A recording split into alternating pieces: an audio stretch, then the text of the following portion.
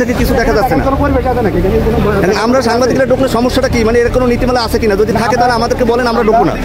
আমরা হচ্ছে এবং রিটার্নিং কর্মকর্তা উনি বলছে যে আমাদেরকে ক্যামেরা রাইখে তারপর ঢুকতে হবে। তো আমরা যদি সাংবাদিকরা ক্যামেরা রাইখে ঢুকি, মোবাইল রেখে ঢুকতে, আমাদের সাংবাদিকদের কাজ প্রার্থীরা এটা বলেছে যে নির্বাচনে জিনিসটা বিশৃঙ্খল হতে পারে, এই জন্য আমরা তো প্রার্থীদের কথায় তো সাংবাদিক চলতে পারে না। লক্ষ্মীপুরের রায়পুরে বহু প্রতীক্ষিত বণিক সমিতি নির্বাচন অনুষ্ঠিত হলেও ভোটকক্ষে সাংবাদিকদের প্রবেশে বাধা দেওয়ার ঘটনায় সৃষ্টি হয়েছে নতুন বিতর্ক।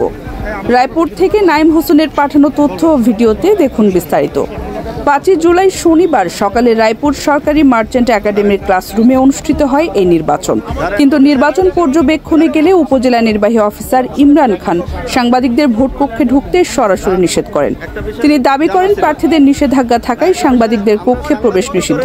তবে এই বিষয়ে আইনগত ভিত্তি জানতে চাইলে কোনো উত্তর না দিয়ে সরে যান ইউএনও। রিটার্নিং কর্মকর্তা মাজেদুল ইসলাম বলেন সাংবাদিকরা মোবাইল ও ক্যামেরা জমা দিয়ে ভোটকক্ষে ঢুকতে পারবেন। অন্যদিকে সভাপতি প্রার্থী ইব্রাহিম খান বলেন সাংবাদিকদের প্রবেশে প্রার্থীদের পক্ষ থেকে কোনো বাধা ছিল না।